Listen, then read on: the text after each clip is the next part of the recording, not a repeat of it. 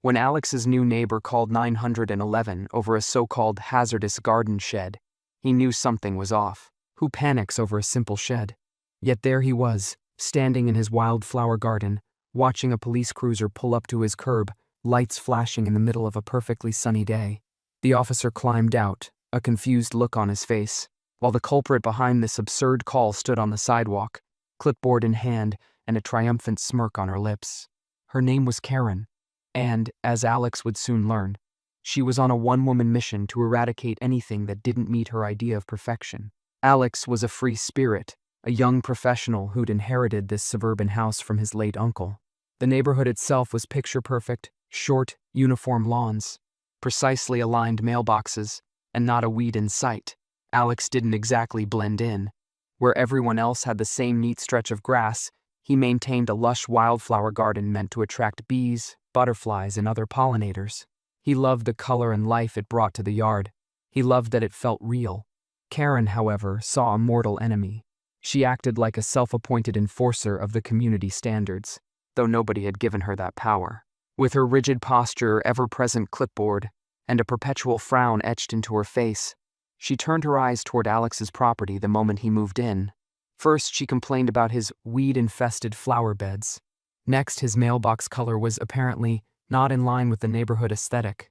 Alex initially tried to laugh off these complaints, pinning her warnings to his fridge like bizarre trophies of neighborly disapproval. But he soon realized Karen wasn't just overzealous, she was downright vindictive. "Sir," the officer said that morning, stepping carefully across Alex's lawn, "we got a call about a dangerous structure in your yard. Some sort of shed that could collapse and harm someone." Alex looked at the officer, then at the old wooden shed. It was a small, sturdy structure, definitely not some lethal hazard. The officer's eyes flicked between the shed and Karen. He seemed embarrassed, as if he already knew this was a waste of his time. Karen tapped her clipboard. "I told you, officer. He refuses to comply with our neighborhood standards and that shed is falling apart." In truth, it was freshly repainted and could probably withstand a tornado. Before Alex could respond, the officer cleared his throat. "Ma'am, this doesn't appear to be in immediate danger." He glanced at Alex apologetically. "We can't really do much here." Karen's lips pursed. She looked like she was about to argue, but the officer turned back to his cruiser. As soon as he left, Karen snapped a photo of Alex's shed, documenting what, he had no idea, and stormed off. Alex exhaled, half amused, half exasperated. He realized this wasn't just a one-time annoyance. Karen was set on transforming his life into a battlefield of petty rules. If you enjoy stories like this one, please consider subscribing. Your support helps more people discover these entertaining tales. It means the world to us. Karen's harassment escalated steadily. Notes on the door. It started with handwritten letters taped to Alex's front door. "Your garden is an eyesore. Your wildflowers are lowering property values." Each note ended with a vaguely menacing remark about taking further action. Noise complaints.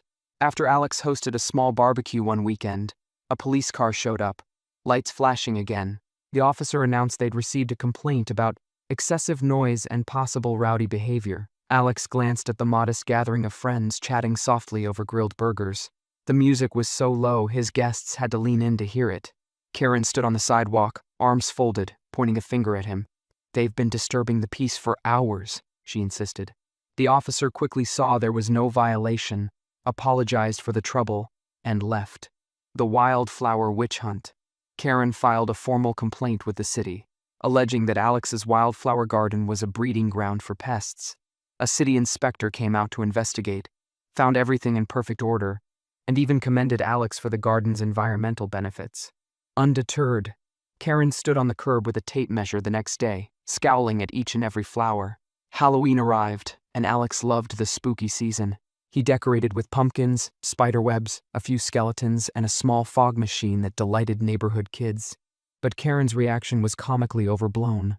She marched up to the decorations like they were contraband, jabbing her pen at each pumpkin. "These are not regulation size," she exclaimed. Alex raised an eyebrow. "I wasn't aware we had pumpkin regulations." Karen glowered. "And that fog machine is a fire hazard. It violates the air quality guidelines of this community." Again, she snapped photos and muttered threats about calling the authorities. Sure enough, she dialed 911. When the police arrived for the second time that month, They clearly recognized the pattern. They left as quickly as they came, issuing no warnings. But Karen's agenda was clear. She wanted to paint Alex as a troublemaker, someone who flouted the rules. Each official complaint of hers was documented, and each time it backfired. Meanwhile, Alex's neighbors began noticing a pattern in Karen's calls. And for the first time, Alex realized he might not be her only target. Karen had ruffled plenty of feathers before Alex ever moved in. Neighbors began confiding in him about her controlling nature. Some had faced her tape measure at 6 a.m, caught her peering over fences, or heard her banging on doors to demand compliance with policies nobody had ever seen in writing. For years, many residents felt isolated, thinking they were the only ones dealing with Karen's crusades. But Alex's arrival changed the dynamic. He became the focal point of her obsession, and the community took notice of how blatantly she was harassing him. Gradually, neighbors began sharing stories among themselves, forming a bond over their mutual frustration.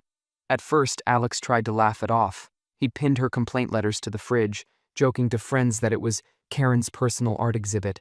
But after she called 911 about his outdoor string lights, accusing him of nighttime blindness hazards, he reached his limit.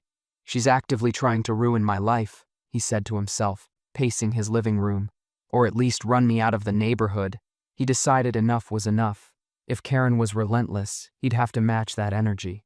His first move was playful. He placed an entire army of lawn gnomes in his yard, each holding tiny signs that read things like, "Beware Karen's kingdom. Grass violations will be punished. No fun allowed." Neighbors passing by found it hilarious.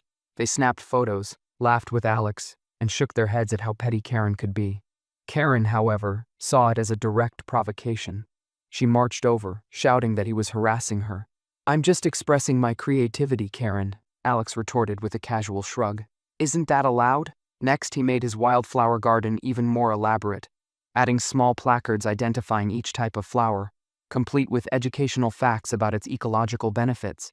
He jokingly renamed it the Karen Memorial Pollinator Sanctuary and shared pictures on social media, highlighting the irony of being accused of harboring pests. Karen couldn't stand being mocked. She turned her focus to collecting signatures for a petition to have Alex evicted from the neighborhood, or at least fined into submission. She'd ring doorbells, clipboard at the ready, spewing claims that Alex's property was driving everyone's real estate values down. Word got back to Alex quickly, so he took to the streets himself. He knocked on doors, introduced himself, and listened. He learned that the majority of his neighbors weren't fans of Karen. They were simply intimidated by her relentless tactics or exhausted from past run-ins. A surprising ally emerged, Jacob, a quiet young man who rarely engaged in neighborly chatter. One evening, Jacob came by with a stack of old HOA documents he'd discovered in his attic. "I've been reading these," Jacob explained. "Most of the rules Karen enforces aren't even in here. There's no mention of mailbox colors or a ban on wildflowers. Half the stuff she yells about is made up." Alex flipped through the pages, stunned. "So she's basically running a fake HOA." Jacob shrugged. "Looks like it. She's been handing out citations, collecting fines from some people, and scaring everyone into thinking they'll be penalized. But there's nothing official behind it." With this revelation, Alex realized Karen's entire operation was built on bluff and intimidation. If he could expose her, the neighborhood might finally stand up to her and maybe even push her out. He began organizing casual gatherings in his backyard. Tom, the retired engineer next door, shared footage from his security cameras. Sophia, a single mom with a lovable Labrador puppy, recounted how Karen once called animal control over excessive barking. Mrs. Green, the sweet elderly widow across the street, chimed in that Karen had tried to get her fined for having too many bird feeders. As they swapped stories, something new flickered in the neighborhood. Unity. People bonded over Karen's outlandish behavior, and Alex's yard became a safe place where neighbors actually enjoyed spending time together. Ironic, given how hard Karen had tried to keep people away from him. Privately, Alex admitted he was tired. The harassment had taken an emotional toll. Late one night, after reading yet another threatening note from Karen, he looked at his once peaceful garden and wondered if he should just uproot everything. Maybe that would appease her. Maybe she'd leave him alone. But then he noticed a butterfly land on one of his sunflowers, gently fluttering its wings. He remembered why he kept this garden in the first place. It brought life, color, and peace. He refused to let Karen's pettiness rob him of that. As the weeks passed, Karen grew more brazen. She repeatedly called the police for minor or imagined violations, loud gatherings, suspicious activities, improper decorations, and other nonsense. Each time, the police found nothing. Finally, an exasperated officer warned Karen that lodging false reports could have legal consequences. But Karen didn't stop. Her arrogance wouldn't let her. Rumors circulated that her previous home was lost in an HOA feud, and she'd be damned if she ever lost a power struggle again. One evening, neighborhood hangout in Alex's backyard, Karen placed yet another call. She claimed there was a raucous party disturbing the peace. Alex had installed security cameras after her first 911 fiasco, so he calmly showed the responding officers footage of the small, quiet gathering in progress. It also showed Karen lurking behind her curtains, watching them. The officers shook their heads and left, cautioning her once again about crying wolf. Tom, the retired engineer, had been collecting evidence for years, recordings of Karen peering into people's windows and measuring their lawns at odd hours. He'd never known what to do with it until now. Mrs. Green offered her old bird feeder complaint letters, each one referencing rules that didn't exist. Sophia provided documents showing how Karen tried to fine her for dog barking above permissible decibels. Alex compiled a thick binder of all these items, including Jacob's treasured HOA documents that contradicted Karen's so-called policies. Neighbors formed a group chat, amusingly named Karen Watch, to share updates, stories, and the latest antics. They posted screenshots of her frantic notes and joked about her new violations. There was a sense of camaraderie in the air. People felt they could speak openly, compare experiences, and realize they weren't alone. Some residents still stayed neutral, unsure if Karen might retaliate. She'd built a reputation for being vindictive, but more and more people drifted toward the unified front, tired of living in fear of her random scrutiny. Karen's tipping point arrived when she imposed a mandatory mailbox alignment day. She began leaving notes that every mailbox must be adjusted to her specified height and color within a week. There was no legal or HOA directive for this, just her personal demand. For many neighbors, that was the last straw. They recognized it as pure overreach. Even some who'd tried to appease her realized they could never satisfy her need for control. Karen had become so consumed by her perfect neighborhood crusade that she alienated almost. Determined to hold on to her fading power, Karen organized a neighborhood meeting, an unofficial event she insisted everyone attend. She planned to showcase a slideshow of violations around the community, with Alex's property as the star offender. When the night of the meeting arrived, people filed into the local community center more curious than compliant. Alex came prepared with Tom, Sophia, Mrs. Green, Jacob, and several others by his side. They carried evidence, documents, and even video footage, ready to unveil the truth behind Karen's fabricated rulebook. Karen strutted to the front of the room, clipboard in one hand, a flash drive in the other. She fired up her slideshow, which showed pictures of overgrown lawns, some of which belonged to houses that had been unoccupied for months, noisy parties, Alex's quiet barbecues, and dangerous decorations. She pointed to images of pumpkins, emphasizing how they were too large. In short, she concluded, this neighborhood has deteriorated since certain individuals arrived. If we don't enforce strict standards, everything we love about our community will be. She then opened the floor for comments, clearly expecting minimal resistance. Her eyes flicked straight to Alex, waiting for his response, as if daring him to challenge her. Alex stood and walked to the front, carrying a stack of papers. His heart pounded, but he kept his expression calm. Karen, I'm glad you mentioned rules and standards, because I have the original HOA bylaws right here. He held up the documents Jacob had given him. Turns out half the regulations you've been enforcing don't even exist. No official rule demands uniform mailboxes. No rule outlaws wildflower gardens. There's no stated limit on dog barking. You've been threatening people with fines and citing codes that simply aren't in these bylaws. A ripple of whispers moved through the audience. Karen's face went pale. She opened her mouth, but no words came out at first. Tom stood next, hooking up a small device to the projector. And here's something else. For years, I've been capturing footage on my security cameras. Take a look. He pressed a button, and short clips played. Karen trespassing at dawn to measure someone's lawn height. Karen peering into Sophia's yard to count children's toys. Karen snapping photos of people's windows at odd hours. The crowd gasped and even laughed at the absurdity of her behavior. This is an attack, Karen shouted, her voice trembling. I have only been acting in the best interest of this community. It's my duty to keep us safe. Rose from her chair, phone in hand. So it was in our best interest when you tried to ban my bird feeders. You said they attracted pests, but there's absolutely nothing in the bylaws about restricting bird feeders. Sophia raised her voice next, recalling the time Karen called animal control on her 3-month-old Labrador puppy. You claimed the dog's barking was a violation of the neighborhood decibel limit. Well, guess what? No such limit exists. Just then, a local police officer who'd been involved in Karen's repeated 911 calls stepped through the door. He waited until the murmurs died down. Addressing Karen directly, he said, "Ma'am, we've reviewed your multiple calls about Mr. Alex and other neighbors.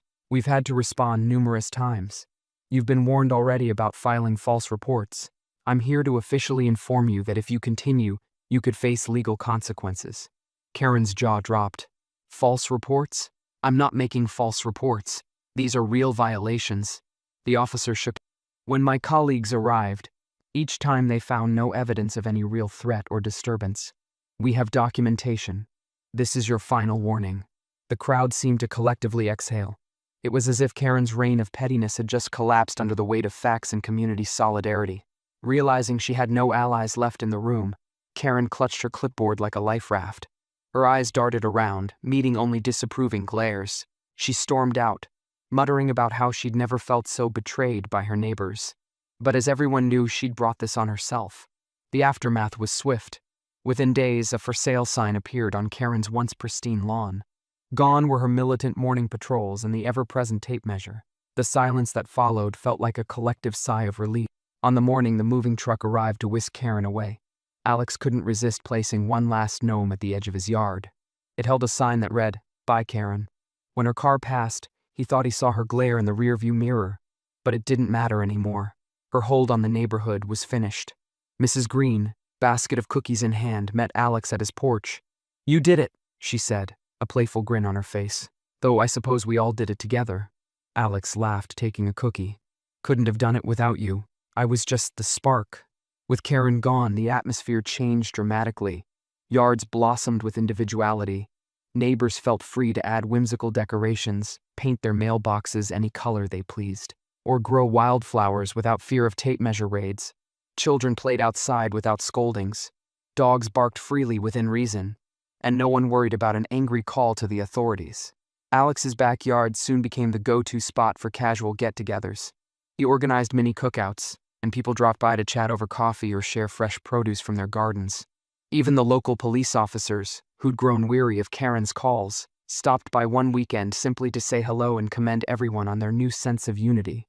Sophia brought her Labrador puppy over to romp around with Alex's newly adopted shelter dog, a friendly mutt named Daisy. Tom demonstrated his drone one afternoon, showing the neighborhood's colorful transformation from above. Mrs. Green baked more cookies and sat on her porch, enjoying the sight of kids running around.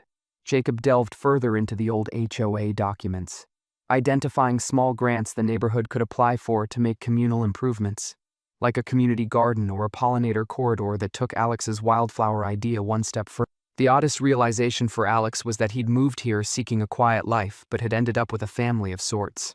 The adversity Karen created had forged deeper connections among neighbors who might otherwise have stayed polite strangers. One morning, Alex woke up early, made a cup of coffee, and strolled through his wildflower garden. Bees buzzed around vibrant blooms. Butterflies danced in the sunlight. He smiled, remembering the day Karen first tried to destroy this slice of nature. He thought about the times he almost gave in, considering ripping out the garden to appease her. Standing there now, he felt grateful he'd stayed true to himself. He looked at the quiet street. No more police calls at dawn, no more nasty notes taped to his door, no more frantic demands to repaint his mailbox. The neighborhood was his home now, and it felt that way more than. Word spread fast that Karen's property had officially sold. A few curious neighbors watched as movers loaded the last of her belongings into a truck. When it finally drove off, someone joked that they'd half expected Karen to leave behind a giant sign reading, "You'll regret this," but no sign came, just an empty lawn and a quiet goodbye. To mark the end of an era, Alex hosted a neighborhood barbecue that weekend, his biggest yet. Kids giggled and chased each other through sprinklers. Adults chatted freely about their hobbies, their dreams, and the future of the neighborhood. Tom set up a screen to show clips, now a local legend, of Karen's more ridiculous moments, captured by the Karen Watch group. Laughter rippled through the crowd as they remembered the times she measured grass length at 6 a.m. or took pictures of decaying pumpkins after Halloween. Sophia clinked her glass of lemonade and offered a toast. To Alex for standing up to Karen, but really to all of us for standing together. The group raised their glasses with cheers and applause. Alex felt a warm flush of pride and a hint of embarrassment. He never intended to be a neighborhood hero, just a guy who loved wildflowers. A week later, Alex found an envelope in his mailbox from the city inspector's office. Inside was a formal apology for the repeated, unnecessary investigations spurred by Karen's complaints. A handwritten note read, "Thank you for standing up to her. You've done the entire city a favor." Alex laughed as he pinned the note on his fridge, right next to the small collage of Karen's old violation letters. The contrast was perfect. Petty threats from a misguided bully side by side with a genuine expression of gratitude from someone with real authority. In the following months, the community thrived. People who'd once hidden behind closed doors felt free to come out and socialize. Gardens grew wilder and more creative, as if celebrating a collective liberation from Karen's reign. The sidewalks bustled with life, strollers, bicycles, dog walkers, and friendly chatter. Occasionally, someone would bring up Karen's name in a passing joke, but mostly, folks were just happy she was gone. Alex expanded his wildflower area, thanks to the help of other neighbors, turning one corner of the street into a shared pollinator project. In a twist of ironic fate, the property values in the area rose, thanks to the vibrant, welcoming atmosphere. People found it charming that this was the Karen-free neighborhood with a story of resilience and camaraderie. On a crisp morning, Alex brewed a fresh pot of coffee and stepped onto his porch, gazing down the now familiar street. He marveled at how adversity had brought everyone closer. Karen had tried to control the neighborhood, but she'd inadvertently created an unbreakable community bond. Sometimes he almost felt a twinge of gratitude for her meddling. Without it, he might never have gotten to know these wonderful people. But as he sipped his coffee, he also felt relief that she was gone for good. He spotted the final lawn gnome still standing at the edge of his yard, its tiny sign reading, "Bye, Karen." He chuckled and gave a silent toast to the gnome with his coffee mug.